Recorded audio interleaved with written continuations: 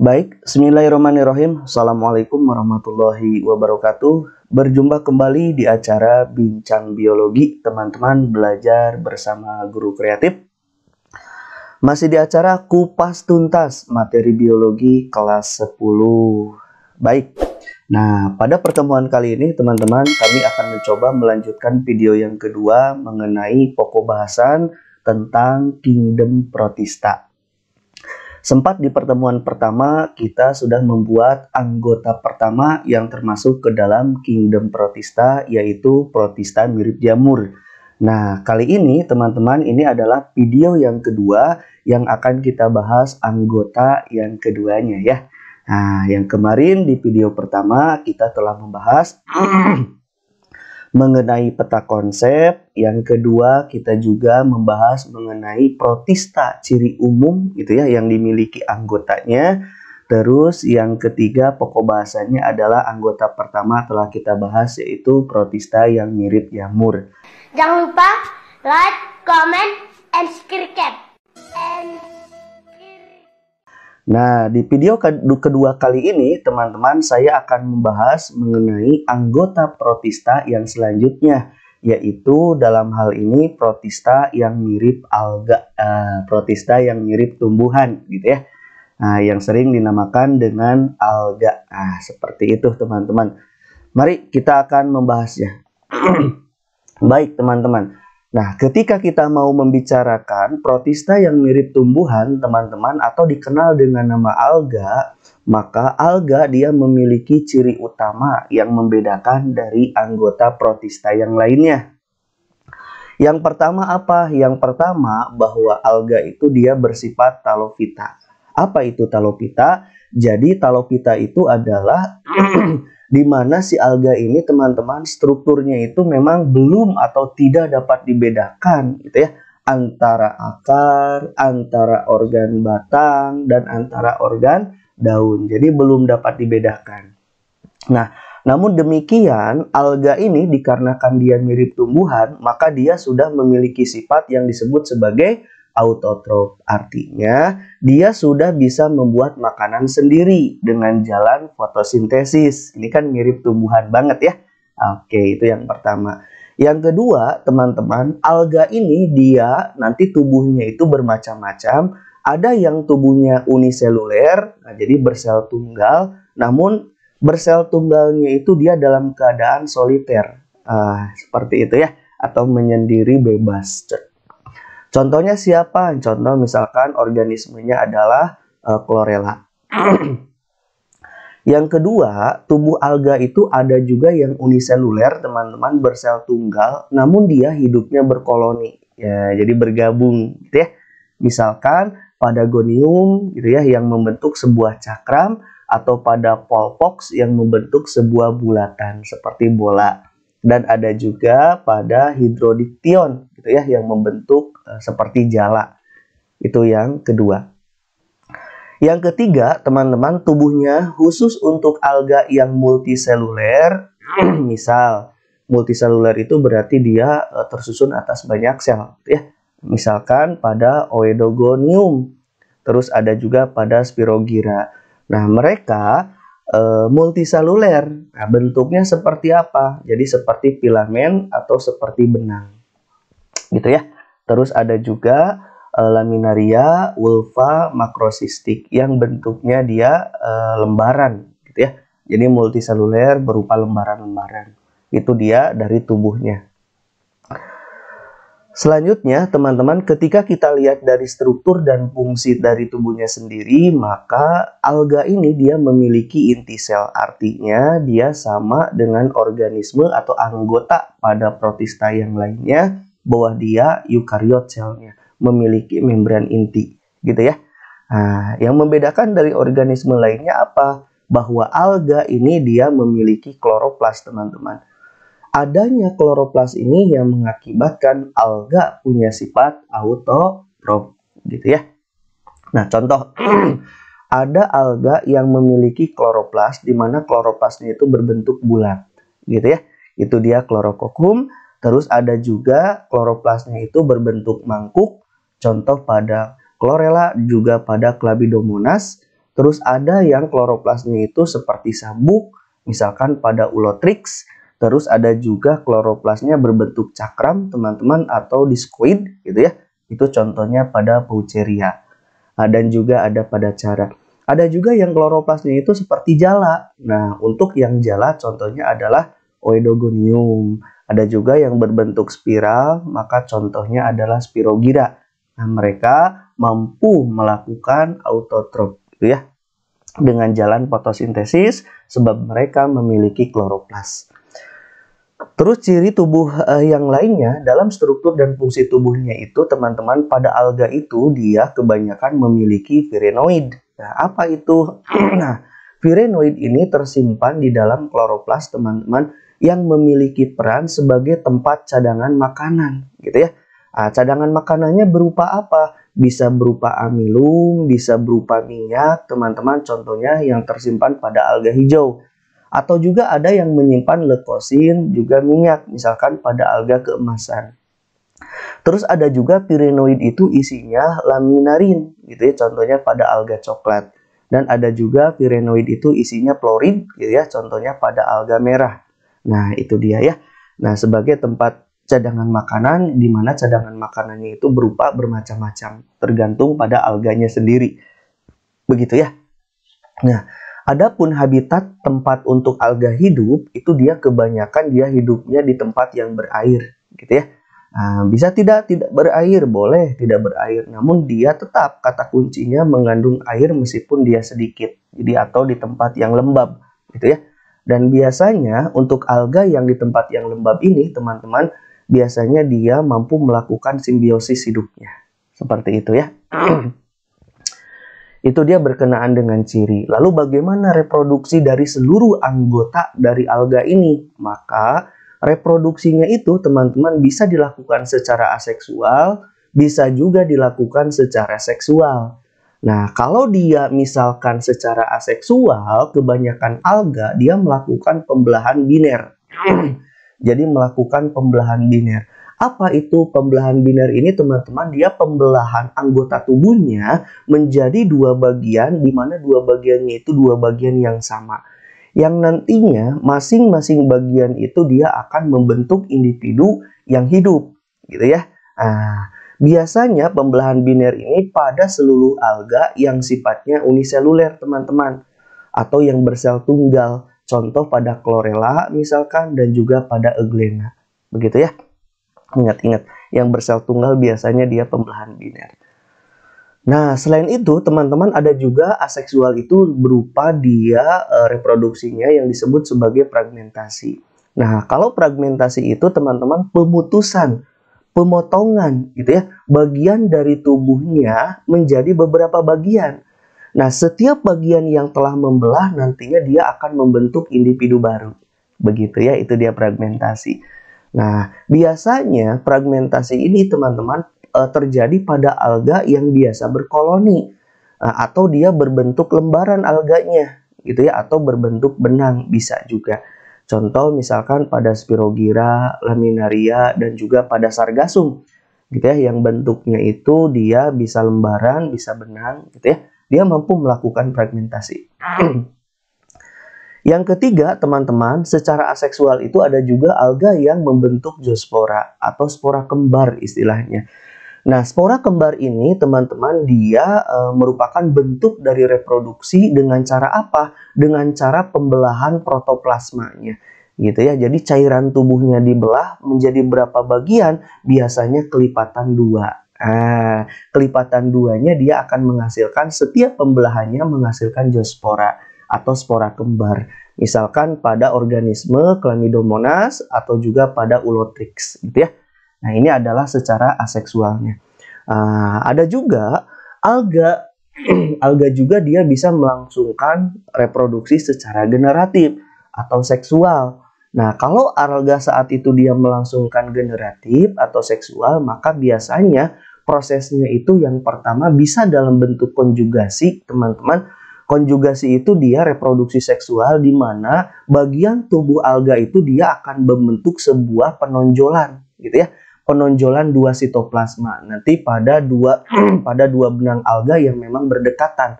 jadi membentuk tonjolan. Nanti kedua ujung sitoplasma itu dia akan saling bertemu, jadi tonjolan itu dari dua alga yang berbeda itu dia akan bertemu gitu kan ya. Lalu ketika dia bertemu dia akan melebur membentuk saluran yang disebut sebagai saluran konjugasi.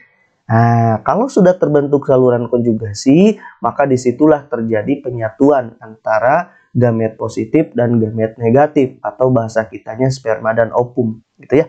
Biasanya konjugasi memang terjadi pada alga-alga yang berbentuk benang ataupun filamen. Gitu ya. Nah, yang kedua, seksualnya itu bisa dalam keadaan oogami. Nah, kalau oogami, teman-teman, dia proses peleburan gamet jantan dan gamet betina secara langsung. Gitu ya. Di mana gamet jantannya itu dia berukuran kecil, dia dikarenakan berukuran kecil dan dia dapat bergerak cepat. Gitu ya, jadi spermanya itu dapat bergerak cepat. Sedangkan gamet betina itu dia berukuran besar dan dia tidak bisa bergerak, jadi diam. Jadi yang mendatangi adalah spermanya mendatangi gamet betina, begitu ya. Nah, terus kalau isogami, teman-teman, nah isogami ini biasanya ditandai dengan sel-sel kelaminnya dia mempunyai bentuk dan ukuran yang sama. Jadi kalau oogami peleburannya melibatkan dua gamet yang berbeda ukuran, kalau gamet jantan kecil, gamet betina besar, sedangkan isogami juga sama melibatkan peleburan gamet jantan dan betina. Namun gamet jantan dan betinanya itu dia memiliki bentuk dan ukuran yang sama. Begitu ya. Terus ada yang disebut sebagai anisogami. Nah, kalau anisogami ini di peleburan gamet jantan dan betinanya itu dia ditandai di mana sel-sel kelaminnya itu dia memiliki bentuk dan ukuran yang berbeda, teman-teman. Ovum lebih besar dibandingkan sperma. Jadi dia seperti halnya tadi gitu ya, yang oogami. Nah, seperti itu peleburannya. Anisogami dia melibatkan peleburan dua sel kelamin yang berbeda gitu ya. Jadi berbeda apa? Berbeda bentuk dan juga ukuran. Nah, seperti itu ya. Berbeda bentuk dan ukuran. Jadi kalau yang oogami ukurannya saja yang berbeda, sedangkan anisogami dia dari bentuk dan ukurannya berbeda. Seperti itu ya, itu adalah reproduksi yang biasanya dilakukan oleh seluruh anggota dari alga. Nah, jadi ada yang uniseluler, ada yang multiseluler, begitu ya. Nah, selanjutnya teman-teman, untuk habitat alga, jadi nanti habitatnya itu ada yang habitat di epiliptik, teman-teman, ada yang disebut sebagai alga epiliptik. Artinya, alga tersebut, teman-teman, melekat atau menempel pada substrat dan dia menetap di situ. Apa substratnya? Biasanya batu, teman-teman. Nah, itu dia epiliptik, gitu ya. Ada juga alga yang habitatnya itu epipalik. Nah, kalau epipalik itu berarti alga tersebut dia hidup menempel di mana? Di lumpur ataupun di pasir. Itu dia epipalik. Dan ada yang disebut sebagai epipitik, teman-teman, berarti alga tersebut dia hidup melekat pada organisme lain. Dalam hal ini misalkan pada tumbuhan, itu epipitik. Sedangkan epizoik dia alga yang hidup dan melekat pada apa? Pada hewan. Nah, itu epizoik namanya ya. Nah, ini berdasarkan habitatnya. Nah, yang akan kita bahas ke depan, nanti alga itu diklasifikasikan, teman-teman, berdasarkan pigmen dominannya. Gitu ya. Juga keberadaan dan komponen penyusun dinding selnya, juga dari jenis makanannya yang disimpan di dalam cadangan makanan, juga keberadaan flagel, ada tidaknya flagel. Nah, berdasarkan hal tersebut, nanti ke depan kita akan bahas ada alga yang digolongkan ke dalam euglenoid, chlorophyta, chrysophyta, phaeophyta, pterophyta, dan ada juga masuk ke dalam rhodophyta. Kita akan bahas satu-satu ini ya. Oke, baik. Yang pertama adalah anggota dari alga itu ada yang disebut sebagai euglenoid atau sering disebut sebagai euglenophyta, gitu ya.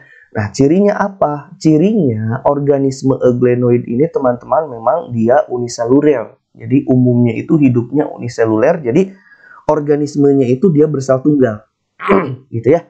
Di mana dia memiliki ciri khas yang membedakan dari yang lainnya. Apa? Dia memiliki bintik mata yang berwarna merah yang sering disebut sebagai stigma. Jadi ingat-ingat teman-teman, namanya stigma ya. Stigma itu bintik mata berwarna merah. Nanti fungsinya buat apa? Kita akan bahas selanjutnya ya. Nah, teman-teman, stigma ini dia merupakan fotoreseptor. Nah, jadi fotoreseptor yang dimiliki oleh euglenoid di mana dia mampu membedakan mana kondisi gelap dan mana kondisi terang. Gitu ya, adanya stigma seperti itu. Nah, selanjutnya teman-teman, euglenoid itu dia merupakan alga gitu ya, di mana dia tidak memiliki dinding sel. Artinya berbeda dengan anggota yang lainnya, euglenoid ini dia tidak memiliki dinding sel, gitu ya. Terus dia memiliki flagela, teman-teman, dan dia dapat bergerak aktif. Jadi motil hidupnya itu seperti organisme hewan, gitu ya. Nah, dia juga memiliki klorofil yang mampu berfotosintesis seperti halnya tumbuhan. Nah, apa klorofilnya? Yang dimiliki oleh euglenoid, dia memiliki klorofil A, klorofil B, dan juga dia memiliki pigmen karoten. Nah, ini yang membedakan dari alga yang lainnya. Nah, hasil dari fotosintesisnya, teman-teman, dia disimpan dalam bentuk cadangan makanan. Nah, cadangan makanan yang tersimpan di dalam pirenoidnya itu dia berupa polisakarida paramilon. Nah, ini dia cadangan makanan pada anggota euglenoid, gitu ya. Nah, akibatnya, kalau dia mampu berfotosintesis, maka hidupnya dia fotoautotrof. Jadi, dia bisa membuat makanan sendiri dengan bantuan cahaya, gitu ya. Tetapi ada juga memang yang hidup organismenya itu dia heterotrof. Ada. Kapan? Biasanya saat keadaan kurang mendukung. Jadi lingkungan misalkan tidak mendapatkan cahaya yang dominan atau kekurangan cahaya, maka ada beberapa organisme anggota euglenoid dia mampu melakukan hidup secara heterotrof. Gitu ya. Nah, tadi sudah saya sebutkan bahwa stigma itu dia bintik mata gitu ya yang berwarna merah. Dia punya peran sebagai fotoreseptor gitu ya, fotoreseptor yang ditutupi oleh pigmen berwarna merah. Adanya fotoreseptor ini teman-teman, maka anggota euglenoid ini dia mampu membedakan mana kondisi gelap, mana kondisi terang. Tadi sudah saya sebutkan ya. Nah, euglenoid juga dia mampu melakukan suatu pergerakan yang disebut sebagai gerak fototaksis. Jadi, gerak fototaksis itu dipengaruhi oleh fotoreseptor, oleh stigma. Jadi, dia berpindah tempat menuju ke arah datangnya cahaya matahari. Gitu ya. Dengan adanya stigma, dia mampu membedakan mana ada cahaya dan mana tidak ada cahaya. Seperti itu ya. Habitatnya di mana? Habitatnya banyak di air tawar gitu ya, misalkan air kolam, sawah, danau, dan juga memang banyak ditemukan di parit-parit, tetapi parit tersebut biasanya yang banyak mengandung kotoran hewan, teman-teman, gitu ya. Nah, salah satu euglenoid yang terkenal itu ada yang disebut sebagai Euglena viridis. Nah, Euglena viridis itu dia sebelum dia masuk ke anggota Euglenophyta ini, dulu dia sempat dimasukkan ke dalam Chlorophyta, gitu ya. Namun sekarang masuk ke anggota yang berbeda sebab telah memiliki ciri-ciri yang berbeda dari Chlorophyta, gitu ya. Nah, ini gambarnya. Nah, ini adalah Euglena viridis, teman-teman. Bentuk tubuhnya seperti ini, dia punya flagel, gitu ya. Namun yang khas dia tidak memiliki dinding sel. Jadi anggota pada Euglenophyta itu tidak memiliki dinding sel. Dia memiliki nukleolus, dia memiliki nukleus, berarti ini ada membran inti. Makanya dia disebut sebagai anggota eukariot, gitu ya. Terus ada mitokondria, teman-teman, sebagai respirasi selulernya menghasilkan energi. Ada kloroplas sebagai organ fotosintetik, gitu kan ya. Terus ada tempat penyimpanan makanannya, yaitu pirenoid, gitu ya. Tempat penyimpanan makanan dalam hal ini karbohidrat. Terus dia memiliki retikulum endoplasma sebagai sintesis protein. Dia memiliki badan Golgi gitu ya, aparatus Golgi. Salah satunya bisa memodifikasi bentuk apapun yang diinginkan oleh Euglena gitu kan ya. Dia memiliki kontraktil vakuola atau vakuola kontraktil yang berperan di dalam osmoregulasi tubuhnya. Jadi berperan di dalam mengatur kadar cairan di dalam tubuhnya. Terus tadi ada fotoreseptor gitu ya, ada stigmanya di mana dia ditutupi oleh selaput yang berwarna merah. Jadi sebagai fotoreseptor. Ini dia gitu ya, anggota pertama. Anggota yang kedua, teman-teman, ada yang disebut sebagai alga hijau atau Chlorophyta namanya, gitu ya. Nah, apa yang membedakan Chlorophyta dari anggota yang lainnya? Bahwa yang pertama, dia memiliki pigmen dominan, teman-teman, adalah klorofil A dan klorofil B. Gitu ya.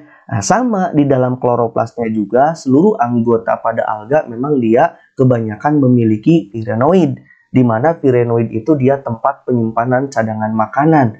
Nah, zat apa yang disimpan oleh alga ini adalah tepung, berarti amilum, teman-teman, yang disimpannya, gitu ya. Dan dia pun sama memiliki stigma bintik mata yang memang sensitif terhadap cahaya, gitu ya. Alga hijau ini, teman-teman, dia dinding selnya itu tersusun dari selulosa. Nah, kalau tadi anggota pertama tidak punya ya. Kalau ini dia memiliki dinding sel dari selulosa. Terus dia menyimpan cadangan makanannya tadi sudah disebutkan dalam bentuk amilum dan juga dalam bentuk minyak. Nah, alga hijau ini bisa kita temukan ada alga hijau yang uniseluler, ada alga hijau yang multiseluler, ada yang bersel tunggal, ada yang bersel banyak, gitu ya. Habitatnya bisa kita temukan di air laut dan sebagian besar memang adanya di air tawar. Nah, gitu ya. Nah, anggota dari alga hijau ini, teman-teman, biasanya dia merupakan anggota alga yang mirip tumbuhan, maksudnya ini ya. Jadi protista yang mirip tumbuhan yang dijadikan sebagai perintis, teman-teman. Maksudnya perintis apa? Jadi di mana suatu habitat tidak ada kehidupan, nah alga hijau itu biasanya dia bersimbiosis dengan jamur, teman-teman, membentuk lihen, lalu dia membuka sebuah kehidupan di tempat itu. Makanya sebagai digunakan atau sering disebut sebagai organisme perintis. Jadi protista yang mirip tumbuhan yang bersifat perintis. Jadi pemicu kehidupan, gitu ya. Nah, seperti itu. Jadi artinya si bebatuan di sana dilapukan sama mereka yang mengakibatkan nanti spora-spora tumbuhan dari yang lain, gitu ya, tumbuhan, organisme tumbuhan nanti bisa hidup di situ. Nah, jadi pencetus kehidupan pertama kali lah, seperti itu ya. Membuka habitat baru. Contohnya apa alga hijau? Alga hijau itu contohnya Chlamydomonas, banyak lah ya. Ini sudah saya cantumkan di sini. Kalau yang dicontohkan di gambar ini ada Chlorella, teman-teman, bentuknya seperti ini. Ada Spirulina, bentuknya seperti ini. Ada Ulva lactuca yang seperti apa namanya ini seladah, gitu ya. Ada Caulerpa, ada Caulerpa dari jenis yang lain. Nanti teman-teman boleh, ini sudah saya contohkan banyak sekali, tinggal dicari nanti bentuknya ya di internet boleh. Ini saya contoh sedikit saja gambarnya. Dan khusus teman-teman pada alga hijau ada yang namanya Chlorella, ini bisa dijadikan sebagai PST atau dia sumber protein yang tinggi. Jadi buat sumber makanan, gitu ya. Terus ada juga ada Ulva, ada Caulerpa, ada Enteromorpha, teman-teman, ini juga sebagai sumber makanan berupa sayur. Nah, ada yang mengkonsumsinya memang, gitu ya. Chlorella dengan Spirulina itu biasanya dijadikan sebagai PST, protein sel tunggal. Begitu ya. Nah, bagaimana cara hidupnya? Siklus hidupnya ini contohnya misalkan pada Ulva lactuca, teman-teman. Jadi dari Ulva lactuca itu organisme dalam keadaan uniselulernya ini, teman-teman, sporanya dia melakukan pembelahan mitosis, bisa membentuk organisme male-nya dan juga organisme female-nya.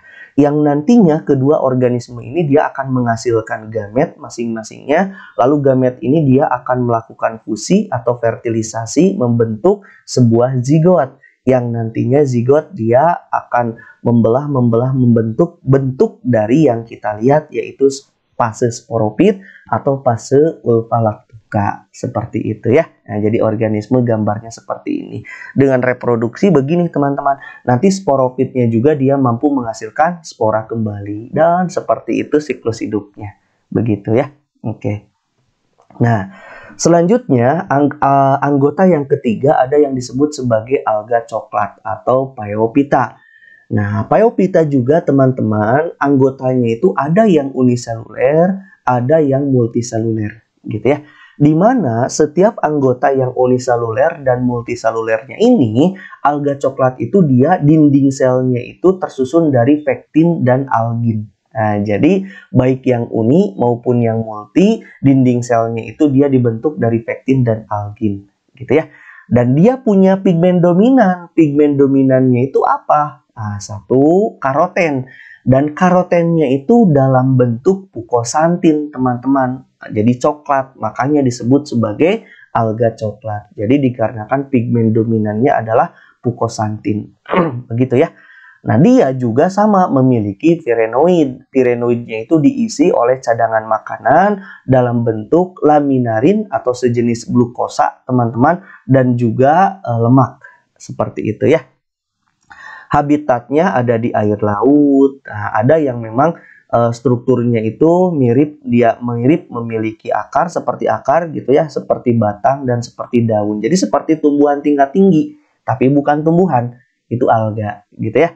Serta dapat juga mengapung karena dia memiliki gelembung udara. Jadi ada gelembung-gelembungnya seperti ini teman-teman, yang mengakibatkan dia bisa mengapung gitu ya di permukaan air laut.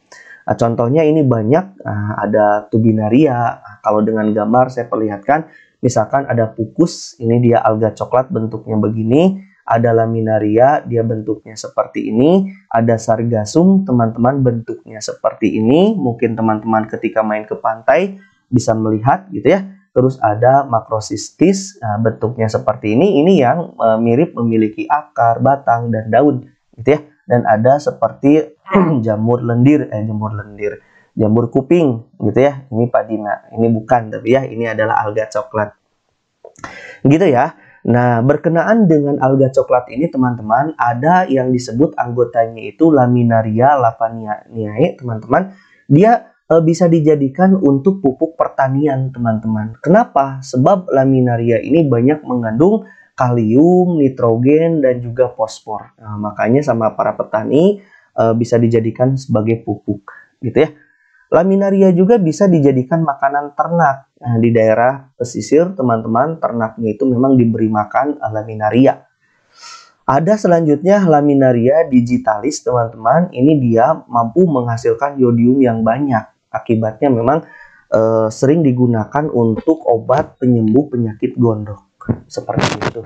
Terus ada organisme lain berupa makrosistik, teman-teman, yang ini gitu ya.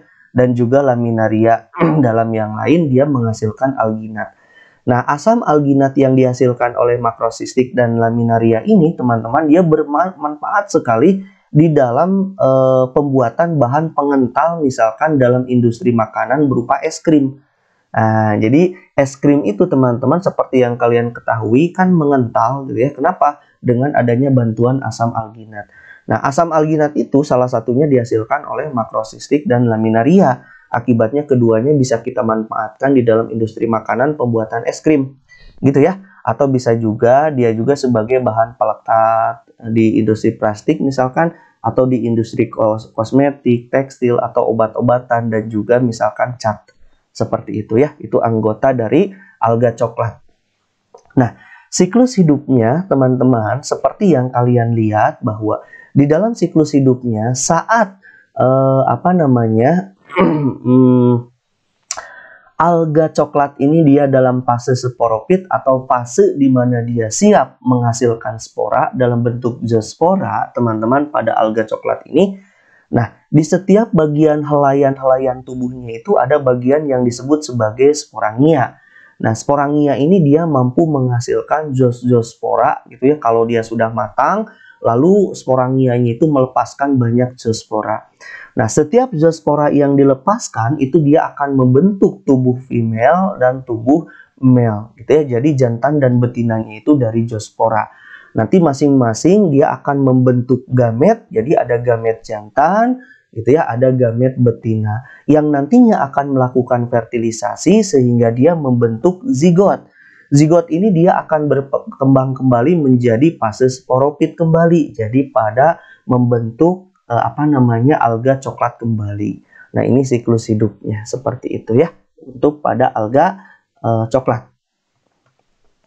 Anggota yang keempat teman-teman yaitu alga merah atau Rhodophyta. Nah, alga merah atau Rhodophyta ini kenapa dia disebut alga merah? Sebab dia memiliki pigmen dominan yang tidak dimiliki oleh alga yang lainnya. Siapa? Yaitu Phycobilin dari jenis Phycoerythrin, teman-teman, yang berwarna merah. Akibatnya dikarenakan ini dominan, maka alga itu terlihat merah gitu ya. Disebut sebagai Rhodophyta. Dia juga memiliki pirenoid. Cadangan makanannya itu dia disimpan dalam bentuk tepung klorid. Nah, itu dia ya. Terus alga merah ini memang ditemukan paling banyak itu dalam keadaan multiseluler atau bersel banyak gitu ya. Dan dinding selnya itu dia disusun oleh selulosa dan pektin. Ini dia penyusun alga merah dinding selnya ya. Habitatnya kebanyakan di air laut dalam gitu ya. Nah, beberapa dari anggota alga merah ini teman-teman bisa digunakan sebagai pembuat agar-agar yang biasa teman-teman makan. Itu dia diambil dari jenis alga merah. Ingat-ingat gitu ya.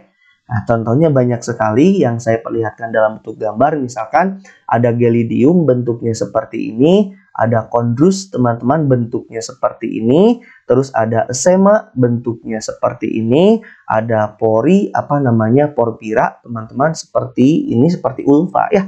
Nah, namun warnanya merah.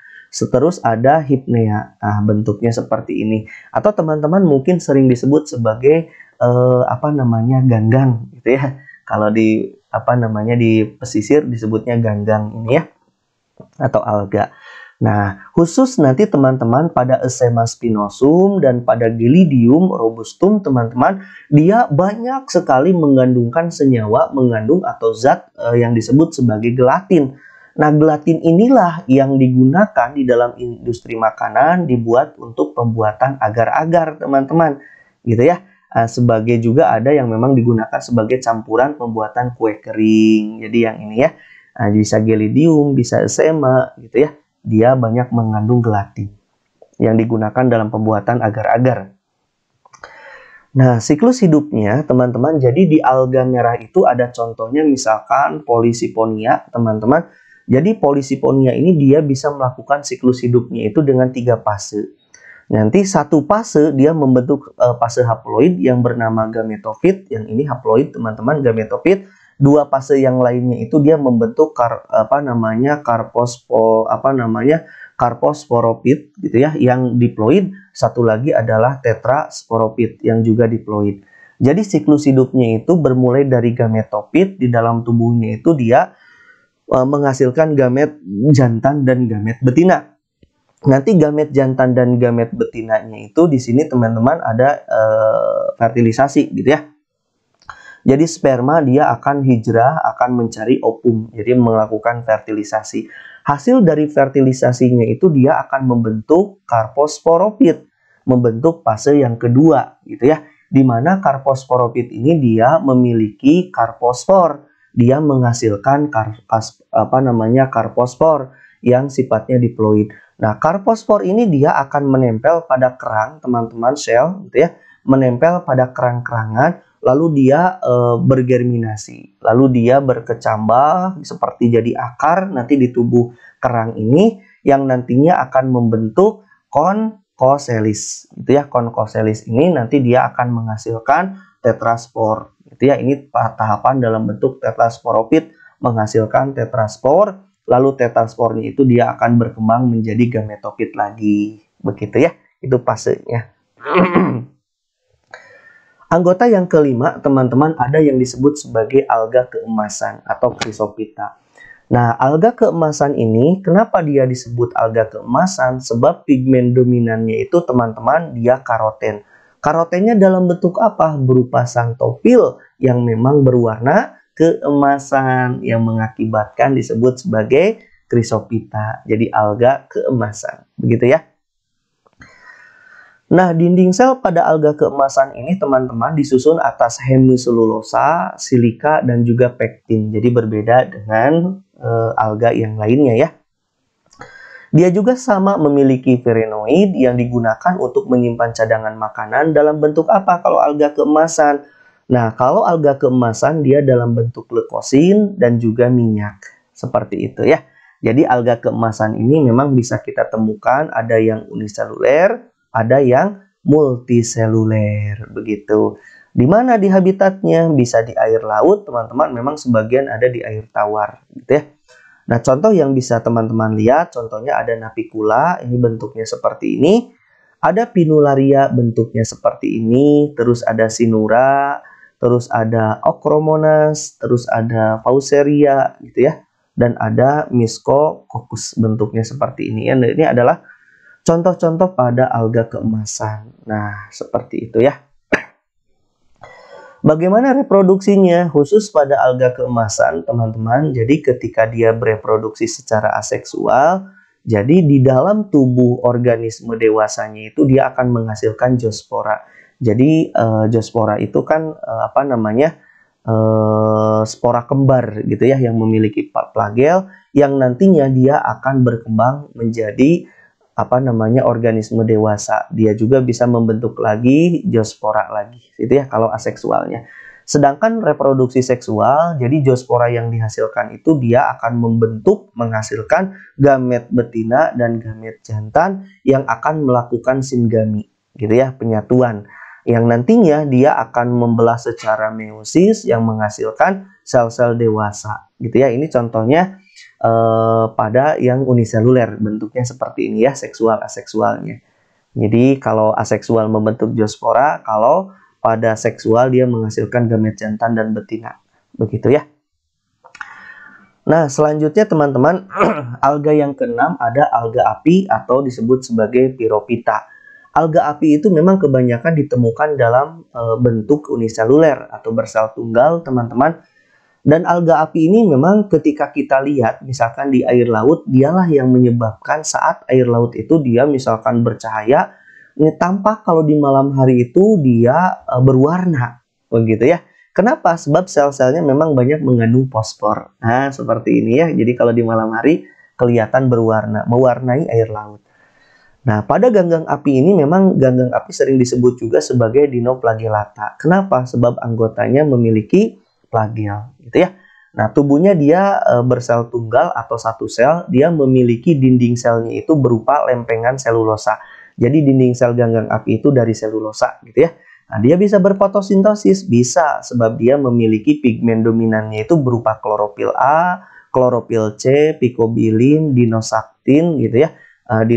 Dinosatin juga ada xanthopilnya. Nah, reproduksinya bagaimana? Nah, dikarenakan dia uniseluler, kebanyakan secara aseksual dengan pembelahan biner, teman-teman. Gitu ya. Terus Pyrophyta juga dikarenakan dia bisa berfotosintesis, maka disebut sebagai organisme fotoautotrof. Gitu ya. Nah, khusus pada ganggang atau alga api ini, teman-teman, kecepatan pertumbuhan populasi pada ganggang ini memang sangat-sangat dipengaruhi oleh suhu, oleh kadar garam, nutrisi, gitu ya, serta kedalaman dari air laut itu sendiri. Itu mempengaruhi banget. Nah, pada musim tertentu, teman-teman, akan terjadi populasi Pyrophyta itu dia melimpah atau blooming, gitu ya, di air laut. Dan biasanya timbul pasang merah. Seperti yang ini, gitu ya. Atau dikenal dengan nama sebutan red tide, gitu ya. Atau di laut itu dia dikarenakan terjadi putaran arus dari laut, gitu ya, yang menyebabkan terangkatnya nutrisi dari dasar laut yang mengakibatkan dia lari ke sini berkumpul mencari makanan, gitu ya, yang mengakibatkan air laut jadi terwarnai, jadi banyak berkumpul ganggang api, gitu ya, jadi terwarnai seperti ini di permukaan lautnya. Contohnya misalkan ada seratium, gitu ya, dan banyak yang lain. Misalkan ada gymnodinium, gitu ya, dia menghasilkan neurotoksin, teman-teman, atau toksin bagi saraf. Terus ada Gambier discus, gitu ya, dia menghasilkan ciguatoksin. Terus ada Goniaulax, gitu ya, dia menghasilkan saksitoksin. Terus ada Noctiluca, teman-teman, dia menghasilkan Noctiluca itu dia tidak mampu menghasilkan toksin kalau Noctiluca ya, Noctiluca. Nah, ini adalah contoh-contoh seputar mengenai ganggang api. Jadi kebanyakan memang dari ganggang api mampu menghasilkan toksin, gitu ya, racun. Terus selanjutnya yang terakhir, anggota yang ketujuh ada yang dinamakan dengan diatom atau Bacillariophyta, teman-teman. Diatom ini memang banyak kita temukan di air laut atau air tawar. Bentuk talusnya itu dia berbentuk epiteka, ada bagian epiteka dan hipotekanya. Ini khas di diatom, gitu ya. Ada bagian yang disebut epiteka dan hipotekanya. Epi itu daerah atasnya, hipo itu daerah bawahnya, gitu ya.